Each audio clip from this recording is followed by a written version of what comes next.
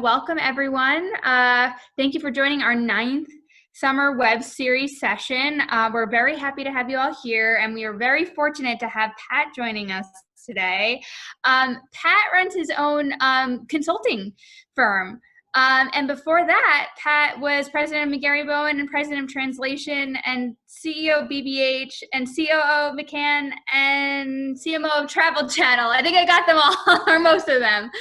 So it's safe to say that Pat knows his way around the industry. He's a pro. And today what he's going to do is actually walk us through the industry and the agency landscape, and what that meant before COVID, and why marketers chose to work with agencies and their relationships, and now what that means after COVID, and also now in the midst of all this social change we're now experiencing. So you guys, I'm sure you'll have a lot of questions for Pat, so please put them in the chat box and we'll try to get to them as you ask them, and if not, we'll try to do questions at the end. And we will be recording this session, so if you have to cut out early or someone missed it, you can just share this recording with them on the website next week. So thank you so much, Pat. We are so excited to have you with us. Take it away. Great, thanks, Sarah. I'll start by saying social change we're hoping happens. We got a long, long way to go for the change to happen, but we're closer to it now than we have been in a while, so that's a good thing. Well, welcome everyone. I do guest lecture for university and graduate students quite a bit, and there was one of the presentations that I had that was fairly static for a while, and it was kind of explaining a bit of the world from the ad agency perspective. About a year ago, though, I really had to kind of update the presentation because there was so much change going on in the business, and there's always change. It's perpetual, but it was more significant disruption than had happened in the previous years. So that was kind of iteration 2, if you will, of this discussion. And then I guess it was early March when I was doing another guest lecture, and it felt really weird to talk about all this disruption and change and not also factor in what everyone was going through from a COVID standpoint. And then here we are a few weeks later, and yet again, and thankfully, another huge and very wonderful disruption in the business specifically for racial justice and equality. And so, just in the last couple of days, I've updated this yet again. So needless to say, lots and lots of change, and with all that change comes incredible opportunity. So those of you getting started in the business, I know it's not an easy time by any means for many, many reasons. Many of you had your internships disrupted, for example, but know that through this are incredible opportunities, and lots of folks like myself wanting to help you guys find your way into this crazy world because you have a ton to add. So I'm happy to share just one person's perspective here with you. So just quickly about me, Sarah did a good job of reminding me how old I am and how many places that I've been. But these are kind of the agencies that I have and the client side organization that I worked with over the last 25 years, and prior to that I was in the Army for a few years, so lots of different experiences. Why agencies? Why do they exist? It's a very valid question, particularly in a world of marketing where many brands, frankly, are bringing stuff in-house. They're creating in-house agencies to do a lot of things. So why in the world do we even need agencies? There's many reasons, but I think the top reasons that I would say are that agencies enable brands, enable clients to see things and to come up with ideas that, frankly, they just wouldn't be able to do on their own, living in their own world. lot of great people working on brands, client side, but we're all human and we get kind of in our groove and we get doing our thing. And it's sometimes hard to kind of pick your head up and to see things and to see opportunities. Agencies, because they've got folks working on a big variety of things, are constantly, they have to be in the business of curiosity, of disruption, of new ideas. And so that's really the paramount role that agencies can play with brands and with clients. Just one quick example from my experience at Translation.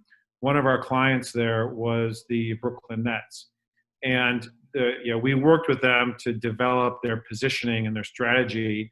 And it was and remains being all about being in the community, being one with the community. Everything that they did, that was their North Star, and all of their communications was representing and being a part of that community like a person would be a part of that community. And so while we were working with them, someone on our team, who lived in Brooklyn, saw that there was this thing that was bubbling up where the landlord that owned the building of this famous Biggie mural was going to destroy the mural just because he wanted to expand the building. He was going to do some construction that would have required the partial destruction of this kind of landmark mural in Brooklyn. And we got wind of that, and immediately, within like minutes, I think, of finding it out, went to our clients of the Brooklyn Nets and say, okay, here's an opportunity for you to put into practice what you're talking about as far as being a part of the community. This is a landmark in the community, and we can't allow the community to lose this landmark. So to their credit, they agreed.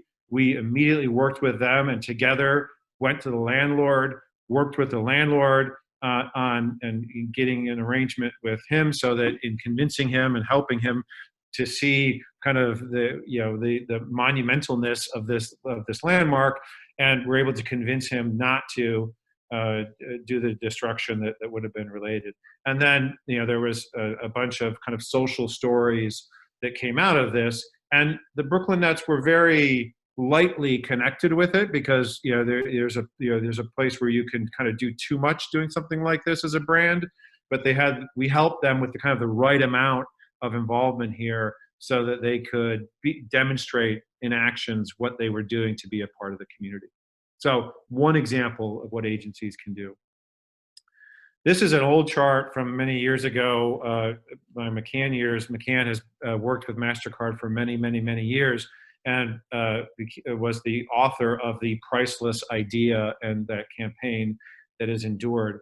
And you can see this quote from the CEO of MasterCard: "Priceless is one of our company's greatest corporate assets."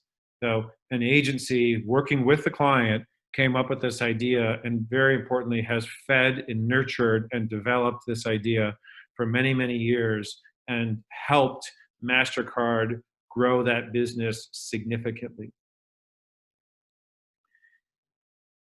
But as I started today, the path forward is unclear. There's kind of the before, I'd say, January this year period, where things last year and even earlier signs than that, where things were starting to crumble, and really the earth was shaking underneath agencies. So that, MasterCard, who I just showcased, now the CMO here in this headline, is saying consumers are telling brands, "I don't want your stupid ads." So, while marketing and ideas need to play an important role, the main vehicle that agencies were helping clients do that with, in the form of ads, were getting increasingly frustrating and onerous to consumers, and making them upset, as opposed to making them want the brand more. Here's a chart. This is a famous drop from WPP. The biggest of the holding companies were riding along for quite some time, and then finally, Sir Martin Sorrell, who was running WPP at the time, kind of admitted some of the flaws in their business model. the stocks took a huge hit. And this was kind of the first of those earthquakes with the big advertising holding companies. We all know, we all do this in many regards, the blocking of ads or signing up for things where we don't see ads, trying to get the stuff that we don't want shoved in our face, to get that out of our lives. And then all sorts of issues all over the place. I've mentioned clients taking agency work in-house. There's many examples of that, and for very good reason. So even before the disruption and the monumental change that we're experiencing now, there was a lot of change happening leading up to where we are now. Now, of course, after, there's even more. So, agencies have been super hard hit as client organizations have pulled back on spending. Agencies have had to lay off tens, hundreds, even thousands in the holding company realm of jobs as they kind of look for where the opportunities are going to be next. And as I mentioned earlier, the fight for justice and equality building, and to the point where now more people are speaking up, more actions are being taken, and that, frankly, it has to start in the agencies if they're going to do the right thing by brands and by their client organizations. We are long past the time when you can just talk about this and then not act. So I've looked at kind of the what and the how. The what is kind of what agencies do, and the how is how agencies do it. And I'm going to talk about kind of some ideas or principles that I have that I believe should be guiding agencies' behavior and what they create. First, the what. Actions before ads. We are long past the point where you can just shove a message in front of someone and that's it. People want to know what your brand does first. They want to see evidence of behavior that they align with and that they get excited and inspired by. And you can say anything, but if you're doing something different over here, then it's going to fall apart. So again, this was, I believe, true before, but now it is absolutely essential. And this has got agencies and brands scrambling. But a couple examples. First, a COVID-19 example. Hats off to Anheuser-Busch, I think, for across the board, across many of their brands, reacting quickly and doing actions before they had any ads or communications out. So Natty Light, college-focused brand, if you will, in the beer space, focusing on helping students pay off student loans. Mick Ultra, about fitness and healthy lifestyle, helping connecting people with online workouts, and then helping personal trainers and gyms as their revenue completely dropped off during this period.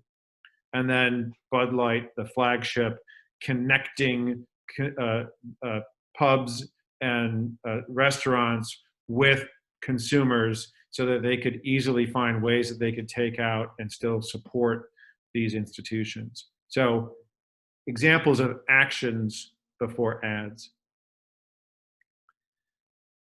In the movement for racial equality and justice, this just happened a few days ago. I happen to know Keith Cartwright. He's an incredible person. And in this case, WPP, that was the agency, that the holding company that had that huge drop off. This is them doing an action, funding the startup of a new agency led by Keith Cartwright, who has tremendous experience in all forms of marketing communications, but obviously brings a unique perspective as well. And the action of not just saying we need to do more or we need to hire more, but funding the starting of an agency that can be the source of so much solutions, so many solutions in this time. So a great action. But the second area is marketing as a service. And just as this is a cousin, if you will, of actions before ads, but using marketing to provide value in itself, and thereby making connections between brands and consumers. And a great COVID-19 example of that is Domino's, and here is an ad from Domino's. Hi, I'm Lolly, a Domino's franchisee. As you can see, we're open and working hard to safely keep putting food on people's tables. And we could use your help doing that. If getting some full or part-time work during these tough times could help you, Domino's is hiring. Head to jobs.domino's.com And apply today. Because we're not only committed to putting food on people's tables, we're committed to helping you put food on your table. So great example, using their ad time. They're getting the brand out there. They're certainly building awareness and frequency where you're thinking about Domino's, but they're doing it with a help wanted ad, if you will. So the service of getting people employment is helping them get folks thinking about Domino's. And it's a fantastic example.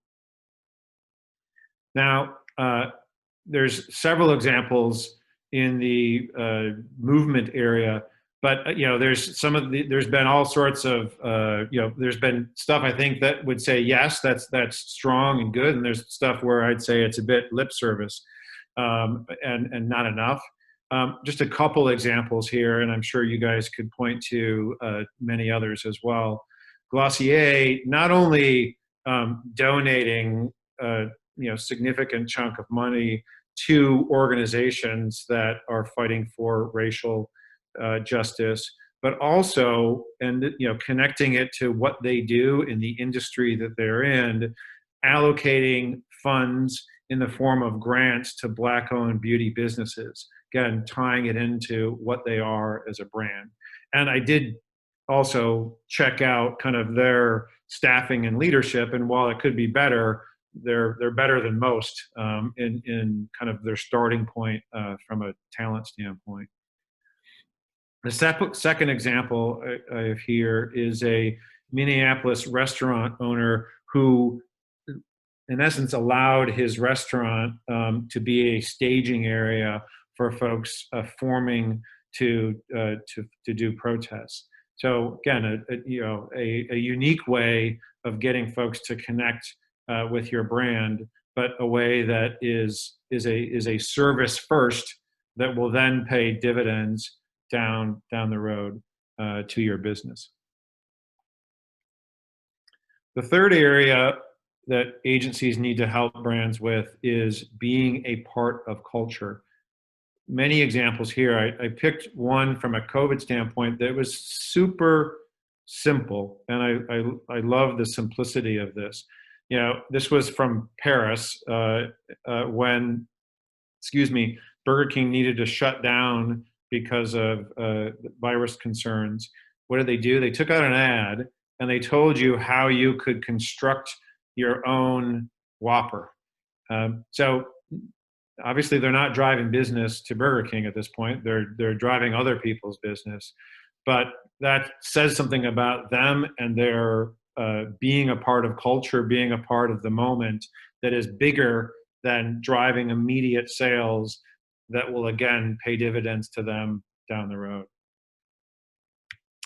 And then Ben & Jerry's, has a long history of fighting for equality and justice on a number of fronts, and they certainly have held true in this time as well. So another great example, I think, of a brand choosing the right action and doing something in the right moment and being a part of culture in a highly relevant way.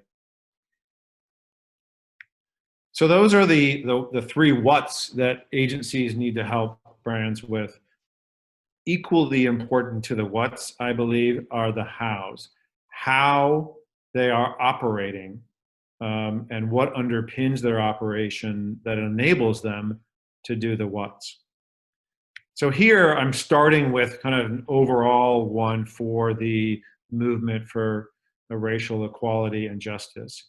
And this is brands and agencies need to move from platitudes to people.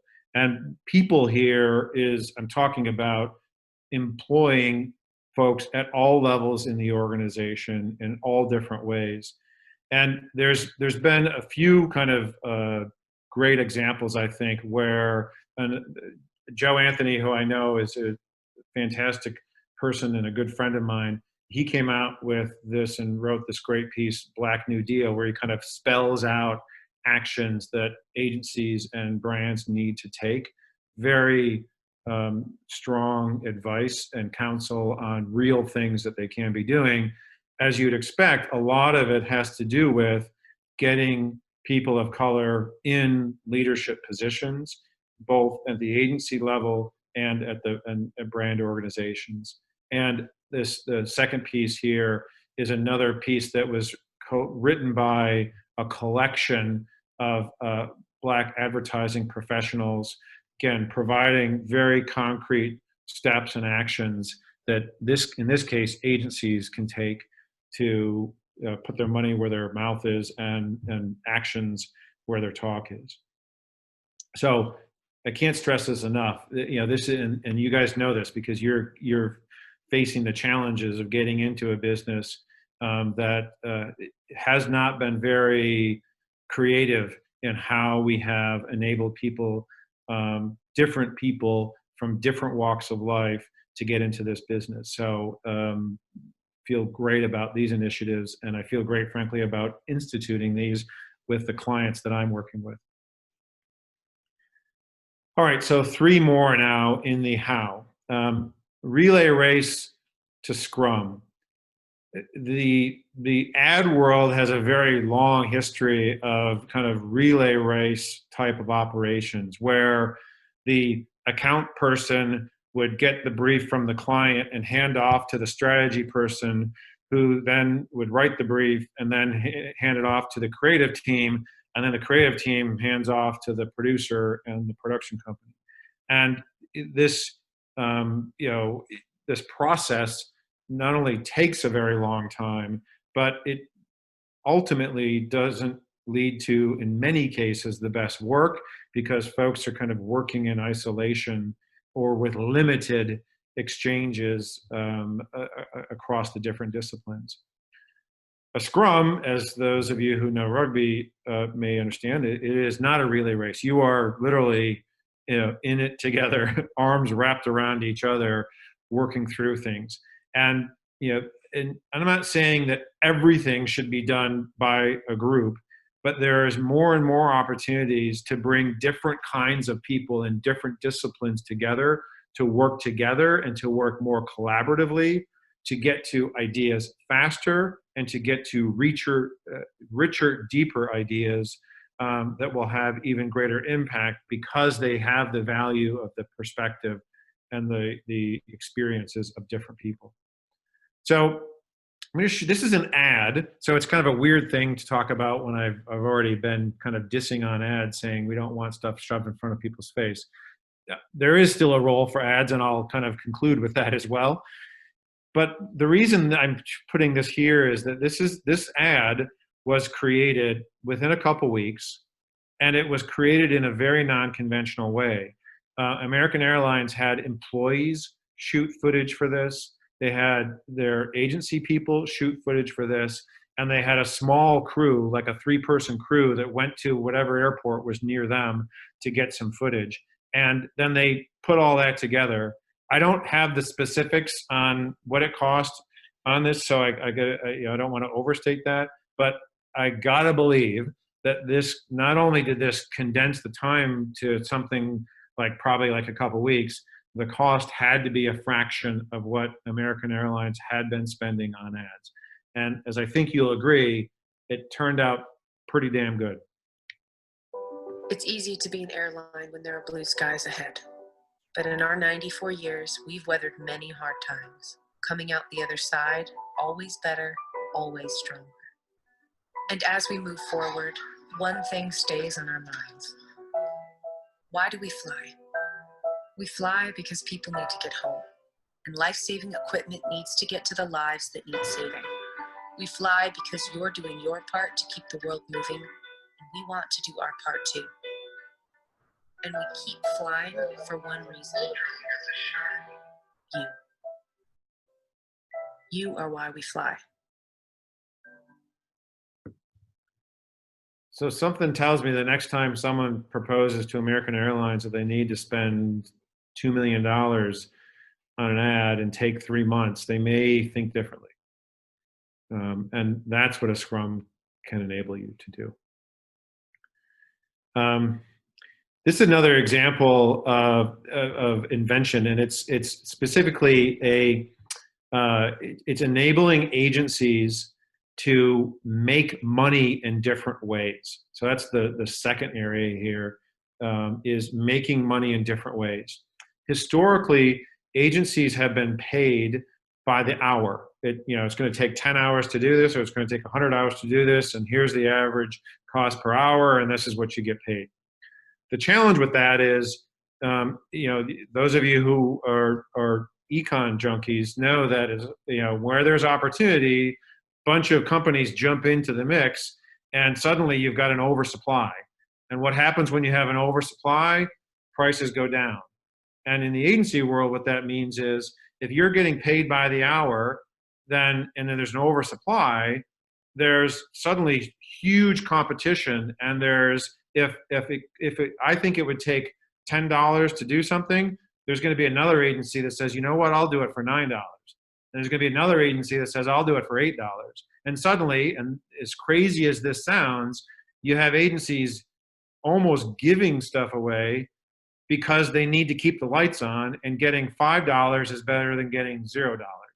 And that is not a sustainable business model. And many agencies have crumbled under the weight of that. So agencies, in my opinion, need to make money in different ways. This is an example of an agency who immediately saw an opportunity with COVID-19 and said, you know what, we've got designers, we've got 3D printers, we can come up with an idea and start and work with a more mass manufacturer, get these things made, and you know what, we could get a cut of each of these things that we sell. And that's a different way for us to make money. So it's applying the great creative minds that exist within an agency, but for a different kind of way of making money. So here's a short video that talks a little bit about this.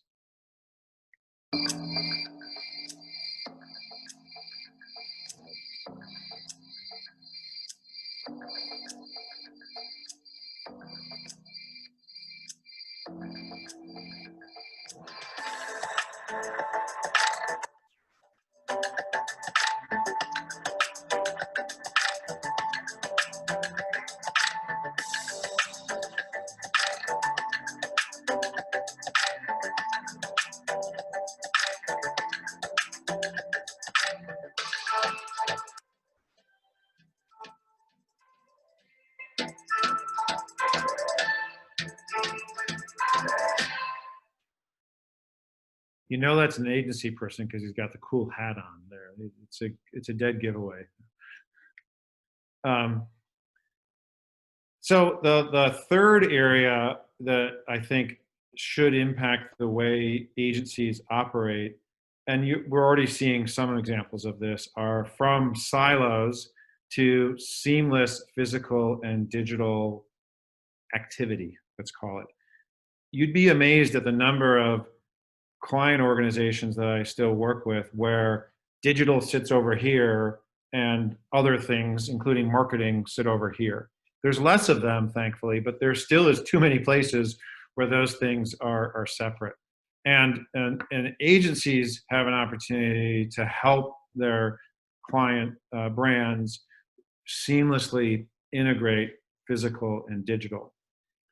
the example I have here is actually a digital experience. It's purely digital, but I'm using it as an example because I think in a post-COVID world, it represents an opportunity where you'll see some, it's a concert specifically, you could see where the physical concert could be happening in a smaller venue with safer social distancing and precautions put in place. At the same time, that experience could be broadcast and even enhanced digitally for folks to experience it all around the world. Frankly, a little bit like we're doing with these seminars for you all. You know, this is a way for, while we look forward to physically getting to you as well, we also want to bring things to you in this time. And oh, by the way, we're suddenly expanding our reach and getting to more people with this content because we're extending beyond the physical and including digital. So many of you probably saw this example with Travis Scott and Fortnite from a few weeks ago, but I'm just going to play this and then show you. Imagine, this was all virtual, but imagine a world where some version of this is going on physical, and then this is the digitally enhanced version of it that millions of people could see.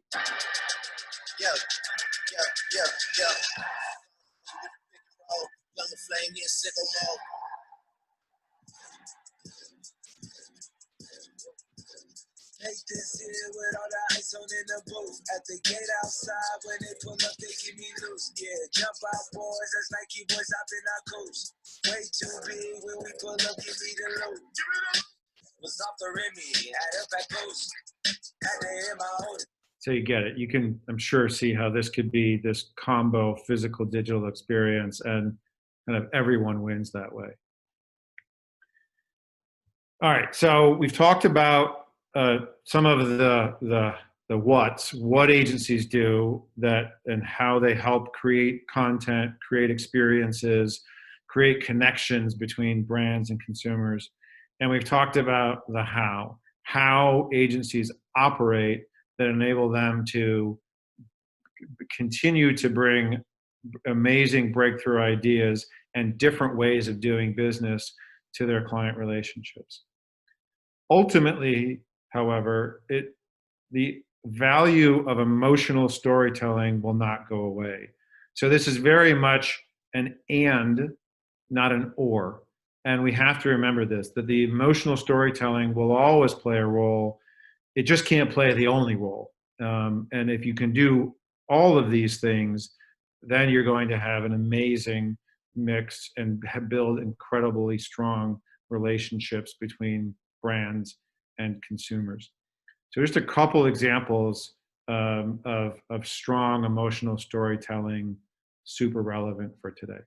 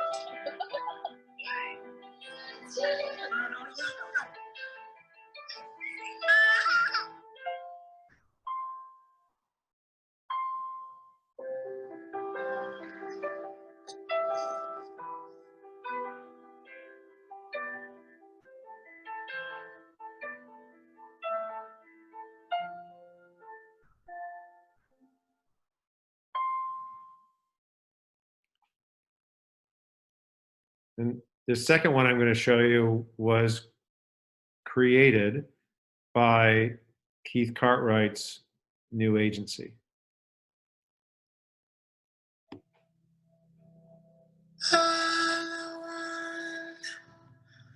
With inverted tongue, from whence does fulfillment come? And I expel from this mortal shell. We're at death the living love.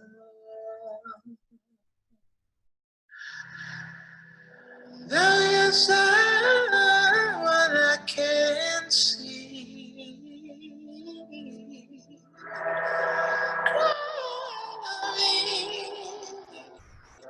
and I do.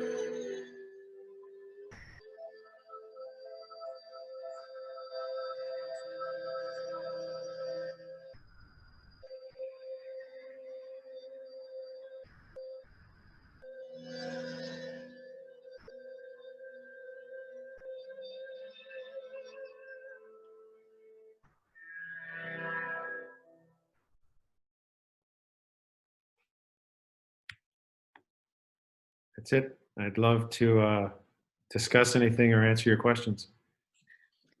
Okay. Thank you so much, Pat. That was amazing and certainly topical. So I appreciate you making those changes to reflect everything that's going on right now. Okay, so we have a few questions here, and I'm sure a couple more will be coming in soon. Casey mentioned that, or asked if Keith Cartwright, when you mentioned him before, if he worked on the P&G campaigns, the look and the talk, and also the choice. I don't know if you're aware of. I don't think he did, but I don't know.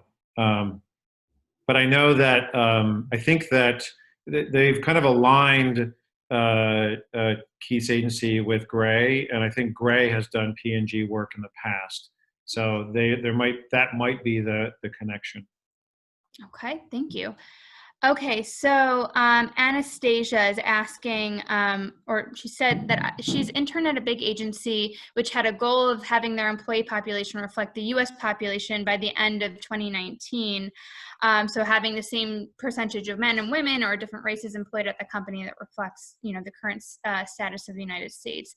But they failed. So how can companies who have such progressive goals stay on track and fulfill those goals? Here's my radical idea for this, and I think it requires radical solutions. I think there one way, and it's not the only way, one way, there are very strong, incredibly rich African-American agencies. And one solution could be to make an acquisition of one of these agencies and to fold it into the organization. And the reason I suggest this as one solution is that you, with one action, get people at all levels in the organization. And because I think one of the many challenges is that if you bring in entry-level folks only, and those folks look up in the organization and don't see anyone who looks like them, it can be pretty demoralizing, and in many instances, people leave. And so it's not enough to bring folks in at the entry level. You need folks at all levels in the organization, because that's going to impact how the agency operates. And an agency that has that rich perspective and experience at all levels is going to operate differently and become a beacon for folks who see themselves in all parts of the organization. So my fear is that in the hiring one person here, one person there, we need to do that, absolutely, but it may not be enough, and it may not be enough fast enough. So that's one suggestion. Okay, thank you. So Sam is asking, how do you present the concept of virtue and brand relevance over profits to a company? He asked because in his personal experience, it feels like something like that is a great and important thing to do, but it's ignored because it isn't seen as directly contributing to sales. Okay. I think that's a misnomer, that it doesn't directly connect to sales. I started my career at Leo Burnett, and I think I have this quote right when Leo said, "What's good for people is good for business. What's good for people is good for business." And that's so true. Yes, there may be a immediate or short-term investment that's required. It may not be, exactly minute to minute connected, but if you have the philosophy of being good for people, business will follow. And if you're, frankly, the converse of that, if you're not good for people, business will shed. And if there ever was a time when that's true, it's now, where you can't hide. You can't hide what you're doing. So if you're not good for people, people are going to find out and you're going to lose business. Okay. Thank you. Michaela wants to know, how do you think the market research process for ads will evolve during and post COVID-19? I have mixed emotions about advertising research. I'm a huge believer in research and learning and understanding, but it has to be used in the right way. So I'll be specific. Doing quantitative research on storyboards that reflect an ad is going to only get you so much information about what a finished film ad would actually be like. So I think in the past, we may have relied too much on that kind of research, and when we actually make the ad, people have a different response to it because it's suddenly motion and sound. So I think there's a ton of room for getting feedback from consumers, talking to consumers, and then using that insight to make advertising and all forms of marketing better. Just be careful about things that don't really resemble the finished product in skewing you too much to make decisions. Okay, thanks. Alma has a great question. When did you decide that you wanted to go into advertising, and how and where did you get started with that process? I was in the Army for 7 years. When I decided to get out of the Army, I was lucky there was a headhunter that's their whole business model, is they help junior officers in the military get into business.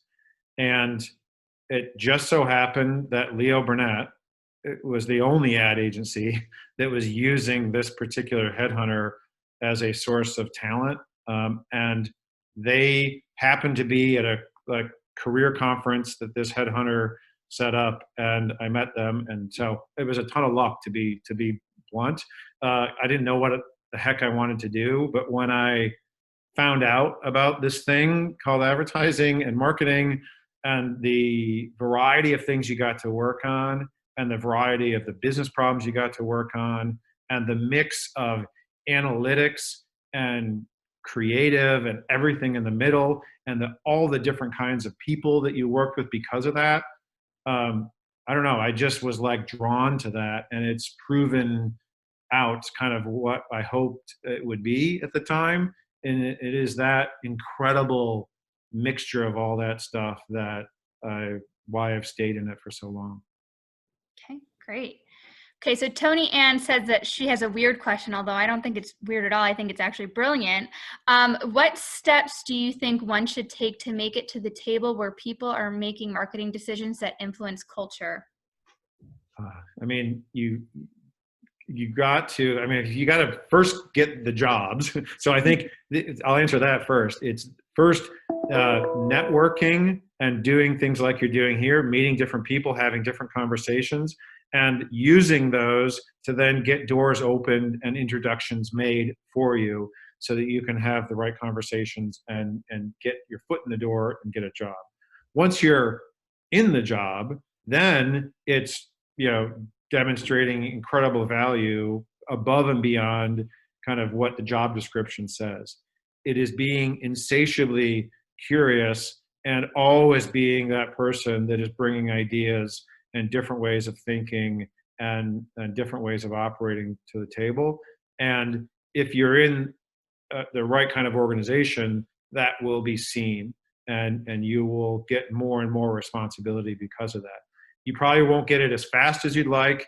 I know I didn't. I was very impatient in that, and that's a good thing as well. But you got to, the more value you add, and the more you're doing your boss's job, the more you'll get invited to different tables where those decisions are made. Okay. Adam loved the rugby reference. He played for 6 years, and he wants to know if you played, but also wants to know when do you think experiential and event marketing will be back on its feet? All right. I did not play. One of my bosses, my boss at the Travel Channel, was a Brit, a rugby fanatic, who first introduced me to rugby. And then, fast forward a few years, my son, who's just graduated high school, played for the last 4 years. So and there is see if I can remember that he can probably cite. There's a book. It's called Winning, and it's by the gentleman who coached the British rugby team to World Cup championship, and I'm not going to remember his name, but I'm sure someone will, and we'll put it in the notes. It's a fantastic book, and if you like sport and business, it's the most incredible fusion of sport and business in a book, and I've used it many times since then. I'm sorry, the second part of the question, because I talked to yeah, experiential and event marketing. When do you think it'll get started up again? Yeah, I mean, I think it's going to get started pretty soon in areas, parts of the country, parts of the world, where where things are more under control. But it's going to be different. There's going to be, you're going to see more hybrid stuff, like I said. You're going to see more, of course, attention to hygiene and hopefully kind of artful ways of incorporating hygiene, not just the Purell bottle on a folding table sitting there. Like, I think this is a great challenge for brands and experiential marketers. How do you incorporate it into the experience so that it builds on the experience and doesn't just distract from it? So I'm really bullish, frankly, and I think experiential marketing, was and will continue to be the most important form of marketing, because having that connection with the brand, just like with human beings, is ultimately what builds brand love and brand loyalty. Okay, Ashley wants to know if you think post-COVID there will be more of a demand for people to work at a client-side marketer versus at an agency. I mean, I think there's opportunities both ways. I've been fortunate to do both. I've really valued both experiences, and I guess like anything, I wish everyone could have that experience, because we're all better for having walked in each other's shoes and seeing things through different eyes. So it's hard for me to say. I guess the way I would answer that is there will be some agencies that don't survive this well, and so you want to steer clear of those. And there, frankly, is going to be some brands and some client organizations that take a serious hit in this, and you probably want to stay away from those. So it's really looking at who is capitalizing and pivoting and evolving in smart ways, both from kind of the COVID standpoint and from racial justice and equality, and look towards those organizations, because those are the ones that are going to see further growth. Okay. Layla wants to know what advice you have for people coming from like liberal arts, psychology, English backgrounds, since it's harder for them to land internships without portfolios of work. I mean, I, for one, think that is some of the best experience for careers in marketing. And I'll say one skill in particular, your ability to communicate, whether that be in written form or verbally, is so valuable and so in demand. I mean, it's so basic, but it is rare to find folks who are just exceptional communicators. So use that experience in communicating to your advantage and bring that to the table, and that value will be appreciated and valued. Okay.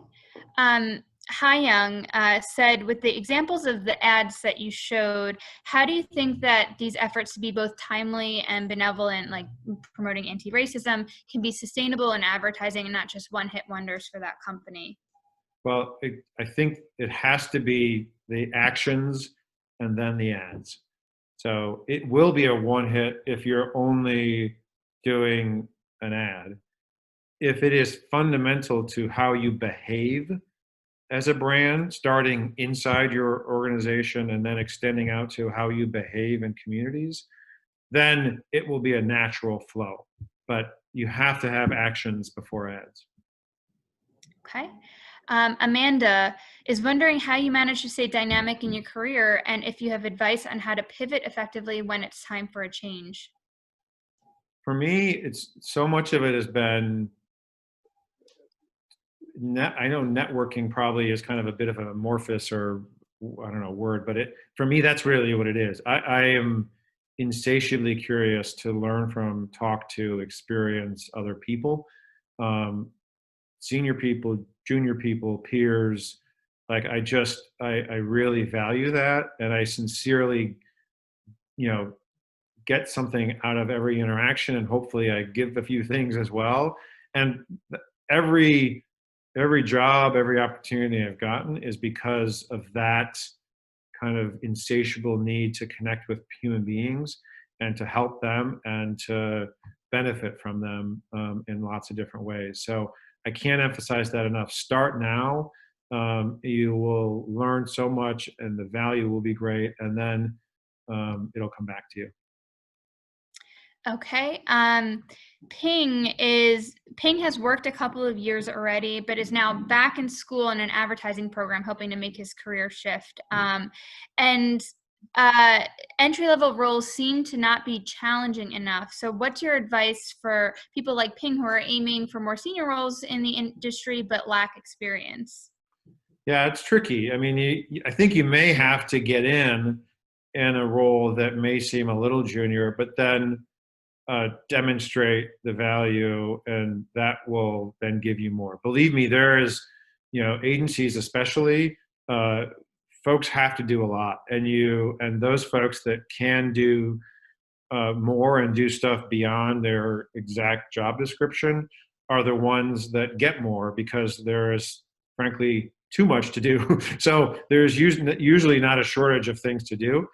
You may, in some instances, have to be a bit aggressive in pursuing different things and finding different things. But so an example might be you're working on a piece of business, you don't feel like you're getting enough. You've tried to get some more work on that particular piece of business, but you're not getting it. In that case, I'd recommend someone go talk to the new business team. I guarantee you the new business team has more than they can possibly do.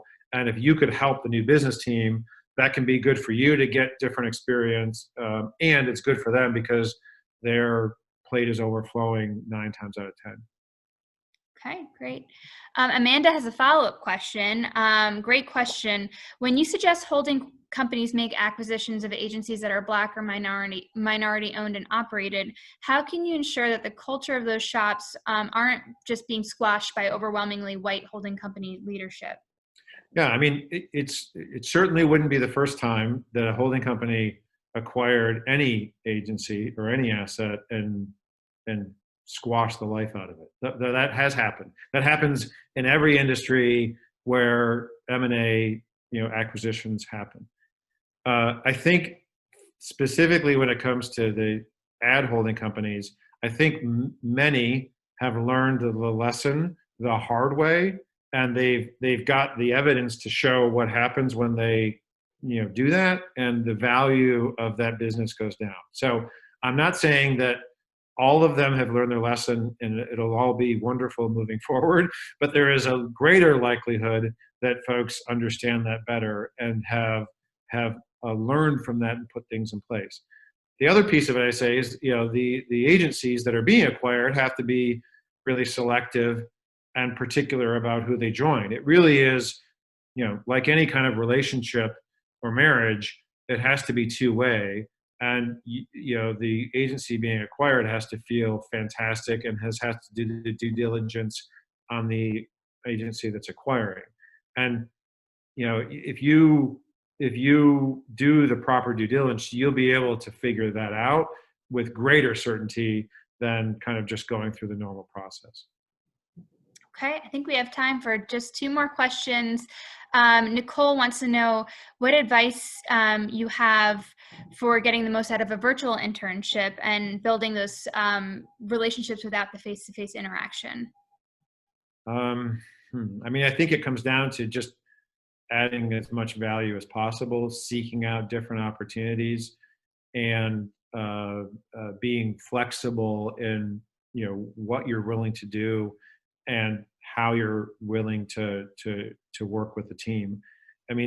Hard work and insatiable curiosity will come through whether it's virtual or physical.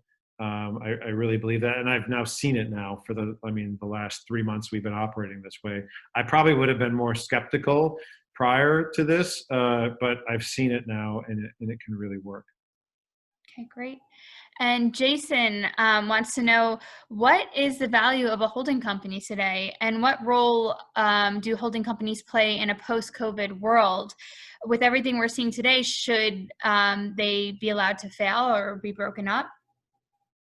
I believe holding companies should be business accelerators. In many instances, holding companies have become the kind of risk mitigators. They're there just to tell you what you can't do, or to put rules in place to mitigate any sort of risk from happening. To me, that can be one of the functions of a holding company, but I would look at holding companies more like private equity or venture capital, where they are helping agencies in different ways, helping them expand their business in different ways, helping them grow in different ways, and helping them take on different challenges in different ways. They should provide that wisdom and experience at that level that can kind of fuel in many ways these agencies. But that isn't super plentiful right now. Okay, great. Well, those are all the questions we have. I told you they'd be great questions, and they did not disappoint. So thank you everyone for contributing. And that just about concludes our session here today with Pat. So thank you again, Pat, for that wonderful presentation. There were a couple of comments chat box, people saying thank you, that it was wonderful, they learned so much. So thank you for that and answering all of our questions. And for everyone else, next week we will be having Ralph Nader, SVP of Talent at IPG Media Brands, joining us. He'll be doing a session on Thursday at 3 p.m. So a little bit of a programming change there. Just want to make sure you're aware of that. And he'll be talking about how to combine your passion and your skills to get your dream job, even in this climate. So that's definitely a session you don't want to miss. So I look forward to seeing you all next Thursday. Thank you so much, everyone. Thank Have you. a good one. Bye. Thank you, Pat. Bye. Bye.